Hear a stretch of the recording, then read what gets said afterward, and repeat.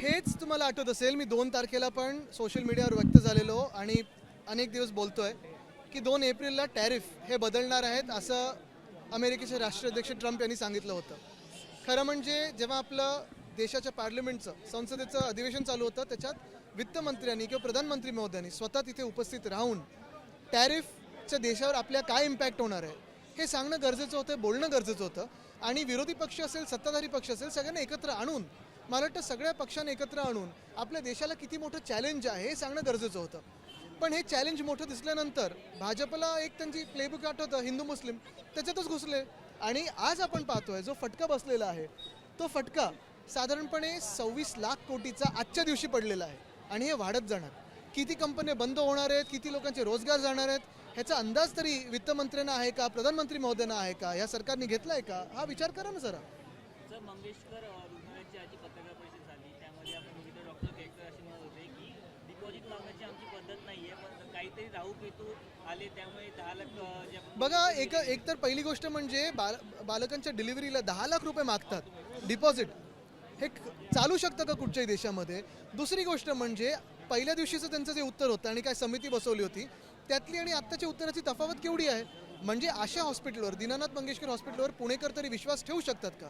तिसरी गोष्ट म्हणजे कुठची संस्था हे हॉस्पिटल चालवते. चौथी गोष्ट, मी परत एकदा त्या दिवशी सांगितलं तसंच, डॉक्टरांना दोष देऊ नाही शकत, पण जे प्रशासन आहे ते कुठच्या संस्थेचं आहे आणि त्यांची किती थकबाकी सरकारकडे आहे, एजन्सींकडे आहे. आपण पाहतो IT वगैरे ह्या संस्था लगेच नोटिसा पाठवतात. ह्या हॉस्पिटलला मला वाटतं जवळपास 25 कोटीची थकबाकी आहे. तर काही कारवाई होणार आहे का याच्यावर? हे सरकारने उत्तर द्यावं आम्हाला. ठाणे महानगरपालिकेच्या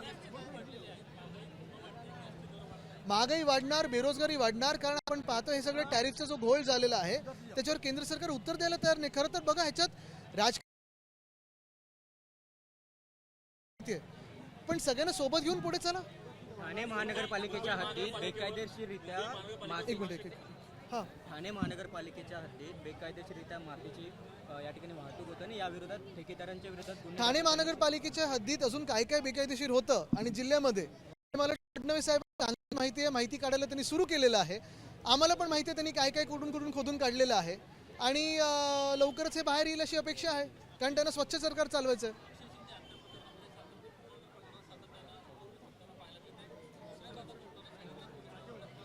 बरोबर आहे, कोर्टाने झापले, पण पुढे काही कारवाई होते का की नुसतं झापण्यापर्यंत राहणार आहे? हे एक महत्त्वाचं आहे. दुसरं म्हणजे आपटे कुठे आहेत? जसं काल आता हॉस्पिटलचे संस्थाचालक आहेत त्यांना सोडून दिलेलं आहे, तर हे जे आपटे म्हणून संस्थाचालक होते त्यांचं पुढे काय होणार? ते पळालेत देशातून की आहेत? ह्याच्यावर देखील उत्तर फडणवीस साहेबांनी द्यावं.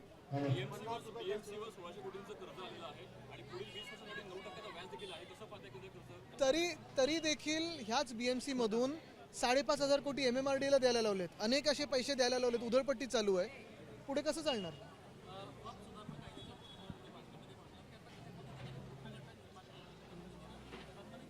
कारण ह्यांच्याकडे आर्थिक आता जी पडझड होणार आहे या देशामध्ये ह्यांच्या चुकीच्या पॉलिसीजमुळे आणि टॅरिफमुळे, ह्याच्यावर उत्तर नाही आहे. मग काय करायचं? ते देशात दंगली निर्माण करायचं, एवढंच चालणार आहे. आणि मला तुम्ही सांगा ना की ह्याच्या आधी पण नंतर पण सामान्य नागरिकाला काय फरक पडणार आहे? तुम्हाला आम्हाला नोकरी मिळणार आहे का, जमिनी मिळणार आहेत का जसे अदानीला मिळतात? आणि मी काल पण सांगितलं, आज पण सांगतो, मनापासून हीच इच्छा आहे. काल रामनवमी होती, तर लवकर हनुमान जयंती येणार आहे. महत्त्वाची गोष्ट म्हणजे अयोध्या भूमीत ज्या जमिनी ट्रस्टच्या असतील किंवा मंदिराच्या आसपास असतील, अदानी किंवा लोधा ह्यांना दिलेल्या आहेत, ते सगळे जमिनी घेऊन तिथे कारसेवकांना मोफत घरं बनवून भाजपने द्यावी. आता हेच तर सांगतोय मी की आता ह्याच्यावर उत्तर द्यायला केंद्र सरकार येणार नाही, कारण आता ह्या वादांमध्ये व्यस्त राहणार.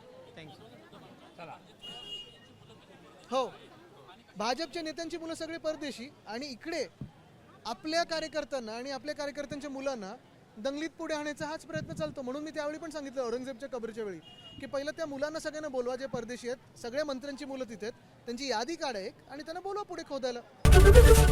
ABP माझा, उघडा डोळे बघा नीट.